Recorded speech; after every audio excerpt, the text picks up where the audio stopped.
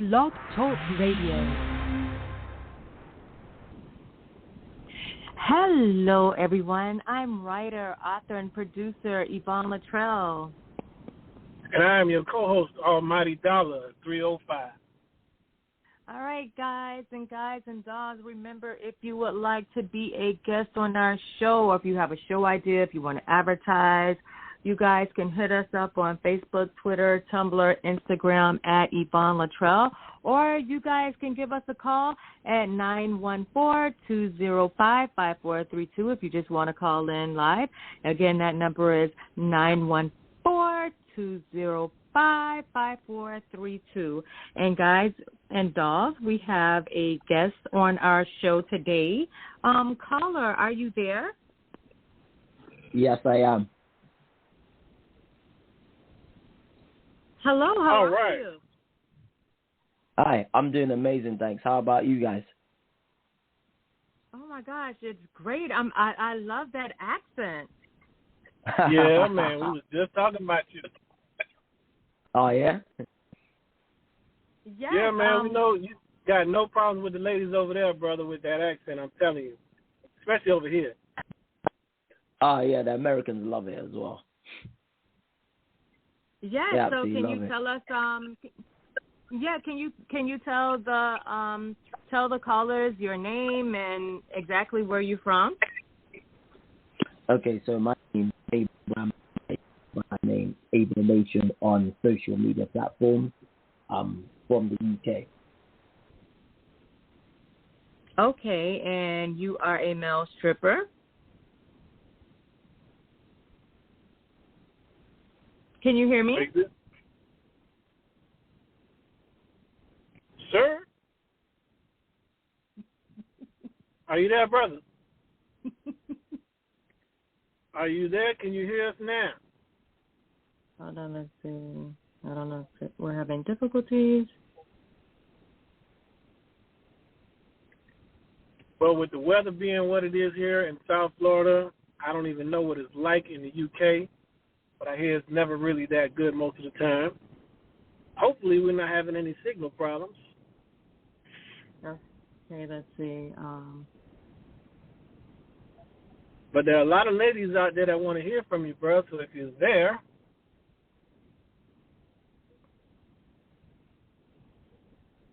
Seems like we're having some difficulties. Caller, can you hear us?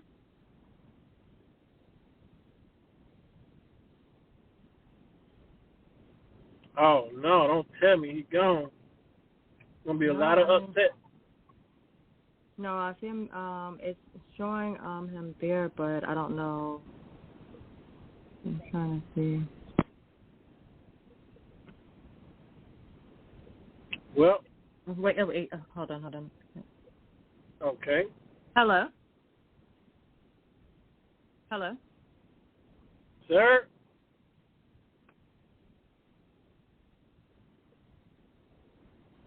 Hello? Man, what was... Okay, oh, there you go. Welcome back. Hello? Oh, can you hear us now? Oh, yeah, I can hear you perfectly. Yes, sir. Yeah. All right, cool. All right, well, let's start with some questions, man, if you don't mind. So what made you, besides the money and the women and the clothes and the cars and the everything else, what made you personally decide to get into this industry, bro? Well, that's a great question, brother. So with me, I was working in the nightlife industry, doing hosting at high-end nightclubs, which I still do now. But once COVID hit, I was out of work and I decided to kill some time by doing comedy videos online. And once I was doing those comedy videos online, no one actually cared that I was doing comedy videos. No one gave a shit. So I started working out a lot at home as well because I had so much free time and I was lifting weights. So then I started trying to advertise fitness, and still no one cared about my fitness advertising. So then I started flexing the improvements in my body. And once I started doing silly shit like in my body, that's once I started getting more likes, comments, and views. And I had some friends jokingly suggest to me, hey, at this point, you might as well just become a stripper. Then I was like, you know what? That sounds like a damn good idea. So business and pleasure. Okay, I see you. I feel that. Well, what was it like when you first got into it? I mean, did it go over smoothly? I mean, was it a rough patch that you went through? Tell us about your journey and how you got to where you are right now, brother. Okay, so initially I started off like doing like what we call butlers in the buff, which is, I guess, in America, like I guess they'll call it. And so that's where we've got the apron. Now, when you say the buff, because we got to translate in American, that means in the nude. Like in the nude. Yeah. So, all right. Yeah. Okay. Yeah, so it's like I was doing that at private parties. It'll be like a private hen party or private birthday party with typically a group of like 15, 20 women. Like they probably rented out like a space, like an Airbnb apartment, and you'll show up there. You'll play games where they'll like winning team will drink shots off your abs and like take the lime out of your mouth with their mouth, and it'll be like those kind of games. I started off doing that. Then I actually was networking with a lot of people in the industry. I met a guy who happened to run a show. I'm sure you guys, obviously, you've heard of Chocolate City. Yeah.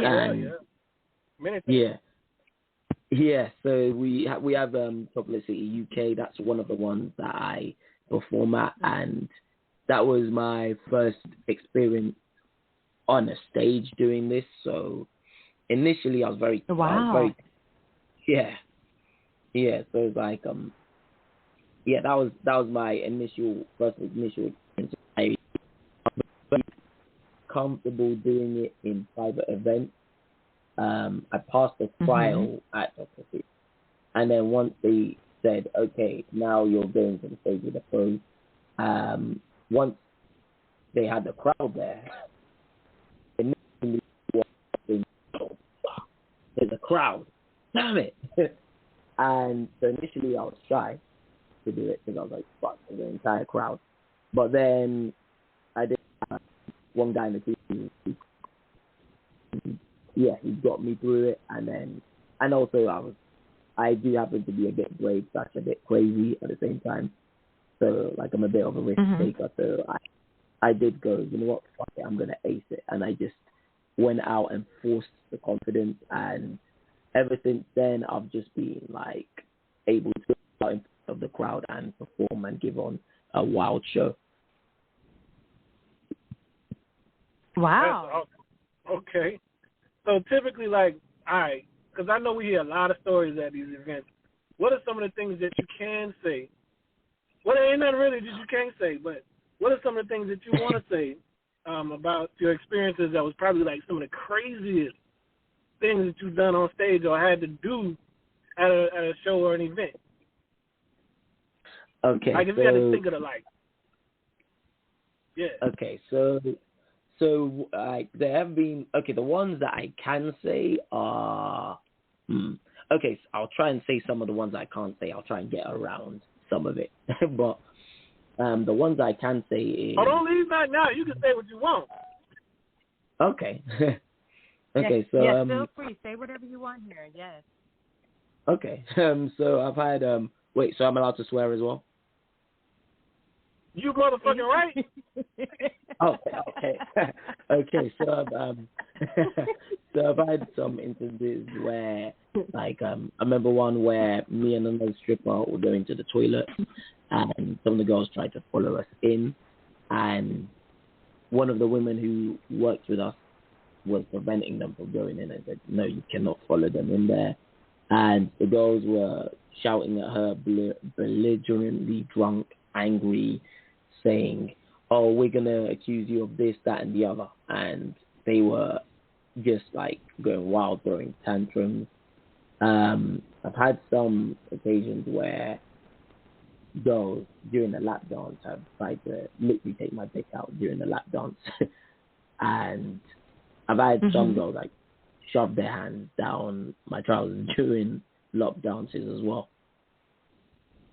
So it's like I've had a lot of crazy shit goes down there.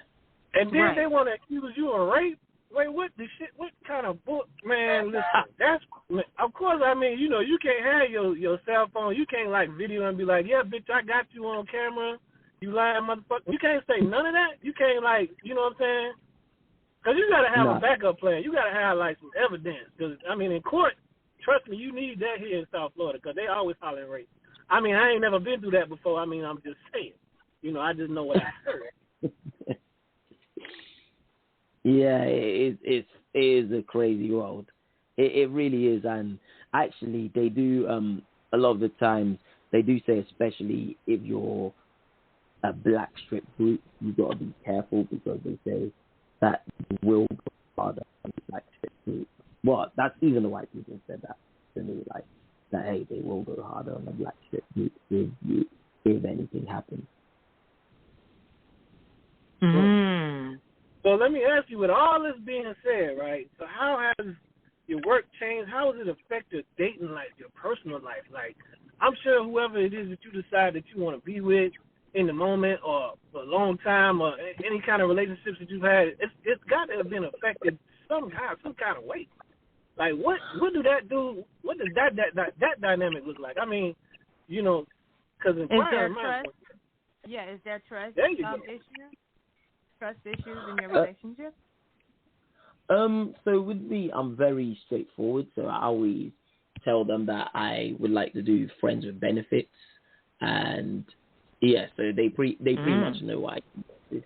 Like I won't really tell them details, but I'll just tell them like we could do friends with benefits and things like that. We could chill, have a great time, but I'm gonna be smashing. Basically. And if you down for whatever, then I'm down. You know, I get that. You know what I'm saying? I tried that one, but didn't work out for me though, because I ain't no stripper or nothing like that. But I thought about it. They don't have nothing to do with it. They okay, well, yeah. That too. Yeah, you ain't lying. But it didn't work out in my benefit. Put it like that. So, is there any advice that you could give to maybe? Wait, no, I want to know, like, did you have anybody that disagreed with the friends and benefits? Did anybody say, no, I don't want that, I just want you? Many. And like a lot of them will be like, well, I'm definitely not doing that shit. You're going to have to find someone else to do that with. Like right. I will have that a lot. But also, like, the ones who are down for it, they are down. They're fully down. The ones who are really into you are, like, very down for it. Some people argue that's that. Good, man. I'm Go ahead. I'm sure that's a really good life. But I'm sure there's a lot of other women that's out here, especially here in South Florida and in Miami, in the United States, that want to hear from you, bro. So do yourself a favor, man. Shout out to, we only got like maybe a couple seconds left. No, he's good. Can you tell us your social media information again? Like how how do we find it? Yeah.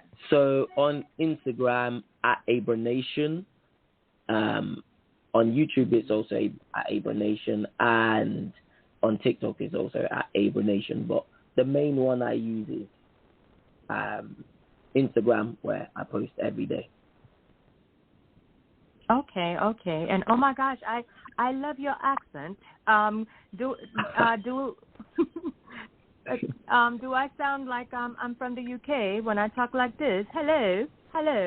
Can I have a cup of water? Can I fit in over there? Can I fit in over there?